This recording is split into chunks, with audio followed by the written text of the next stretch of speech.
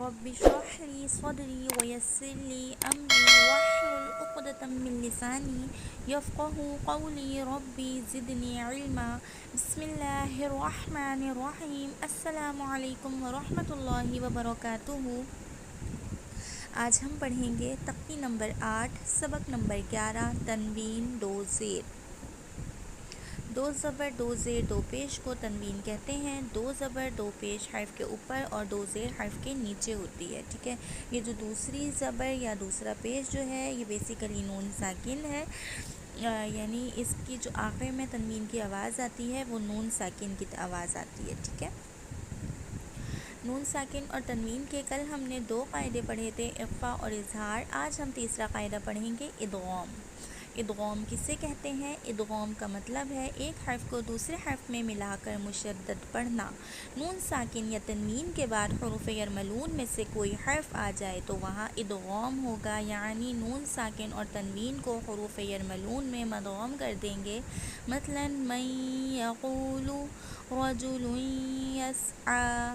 حروف یرملون کتنے ہیں؟ حروف یرملون 6 ہیں، یا را میم لام واو نون۔ ادغام مع الغنہ اور ادغام بلا غنہ سے کیا مراد ہے؟ نون ساکن یا تنوین کے بعد حروف یرملون میں سے 4 حرف یا میم نون واو میں سے کوئی بھی حرف آ جائے تو وہاں غنہ کر کے پڑھتے ہیں اور اسے ادغام مع الغنہ کہتے ہیں، جبکہ حروف یرملون میں سے باقی 2 حرف لام اور را میں سے کوئی حرف آ جائے تو وہاں غنہ نہیں کرتے، اسے ادغام بلا غنہ کہتے ہیں۔ تقوی نمبر 8 دو زیر تنوین۔ دو زیر کو تنوین بھی کہتے ہیں اور تنوین پر بعض اوقات غنہ کیا جاتا ہے۔ تنوین والے حرف کو پڑھتے وقت احتیاط کرنی چاہیے کہ آواز ناک سے نہ نکلے۔ اعوذ باللہ من الشیطان الرجیم، بسم اللہ الرحمن الرحیم۔ با دو زیر بن، تا دو زیر تن، سا دو زیر سن، جیم دو زیر جن۔ سبق کو پڑھتے وقت خیال رکھیں کہ ہمیں غنہ کر کے نہیں پڑھنا ہے، ٹھیک ہے۔ اور یہ جو بلو کلر سے مارکنگ ہوئی ہوئی ہے یہ حروف حلقی ہیں، حلق سے ادا کرنے ہیں، ٹھیک ہے۔ اور گرین کلر سے حروف مستعلیہ پر مارکنگ ہوئی ہوئی ہے، انہیں ادا کرتے وقت موٹا پڑھنا ہے، ٹھیک ہے۔ ہا دو زیر ہن، خا دو زیر خن، دال دو زیر دن، زال دو زیر زن، را دو زیر رن۔ را کا قاعدہ میں نے آپ کو بتایا تھا کہ را کے اوپر جب زبر یا پیش ہوتی ہے تو را کو موٹا پڑھتے ہیں، اور جب را کے نیچے زیر ہوتی ہے تو را کو باریک پڑھتے ہیں، ٹھیک ہے۔ تو آج یہاں پہ را کے نیچے 2 زیر پڑھ رہے ہیں ہم، تو یہاں پہ ہم را کو باریک پڑھیں گے، ٹھیک ہے۔ لیکن جب ہم را پڑھیں گے نا، حرف پڑھیں گے تب ہم را کہیں گے، ٹھیک ہے۔ لیکن جب ہم را 2 زیر رن پڑھیں گے نا، رن جب اس کا ساؤنڈ آئے گا، جب اس کی آواز آئے گی تو ہم نے اسے باریک ادا کرنا ہے، ٹھیک ہے۔ را 2 زیر رن، ٹھیک ہے۔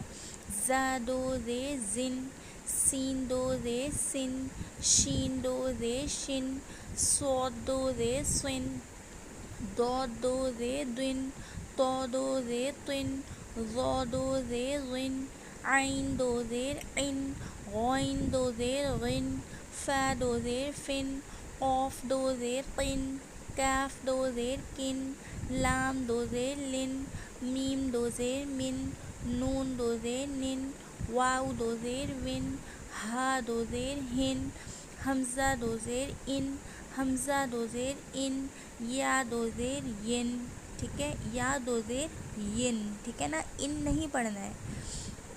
چلیے مشق کرتے ہیں۔ عین زیر عی، نون زبر نا، عینا، با 2 زیر بن، عینا بن۔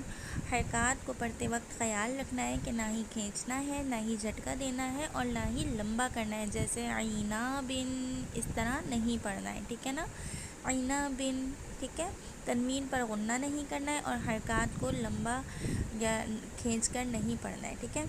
عینا بن، غدا بن، غین زبر غا، ضاد زبر دا، غدا، با 2 زیر بن، غدا بن، نون زبر نا، فا زبر فا، نفا، قاف زبر قا، نفاقا، تا 2 زیر تن، نفاقاتن، با زبر با، را زبر را، برا، را زبر را، برارا، تا دو زیر تن، براراتن، عین زیر عی، واو زبر وا، عیوا، جیم دو زیر جن، عیوجن، ذال زبر ذا، کاف زبر کا، ذکا، را دو زیر رن، ذکرن. ٹھیک ہے، را کو باریک پڑھنا ہے. ذکرن، با زیر بی، قوف زبر قو، بی قو، با زبر با، بی قو با، سین دو زیر سن، بی قو با سن، با زیر بی، سین زبر سا، بی سا، خو زبر خو، بی سا خو، تو دو زیر طن، بی سا خو طن، عین زبر ع، لام زبر لا، علا، قوف دو زیر قن، علا قن، میم زبر ما، لام زبر لا، ملا، کاف دو زیر کن، ملکن، حا زبر حا، سین زبر سا، حسا، نون دو زیر نن، حسنن، سین زبر سا، با زبر با، سبا، حمزہ دو زیر ان، سبا ان، با زیر بی، نون زبر نا، بینا، با زبر با، بینا با، حمزہ دو زیر ان، بینا با ان، حا زبر حا، میم زبر ما، حما، حمزہ دو زیر ان، حما ان، حا زبر حا، میم زیر می، حمی، حمزہ زبر آ، حمی آ، تا دو زیر تن، حمی اتن. سبحان ربک رب العزة عما یصفون وسلام علی المرسلین والحمد للہ رب العالمین. والسلام علیکم ورحمۃ اللہ وبرکاتہ.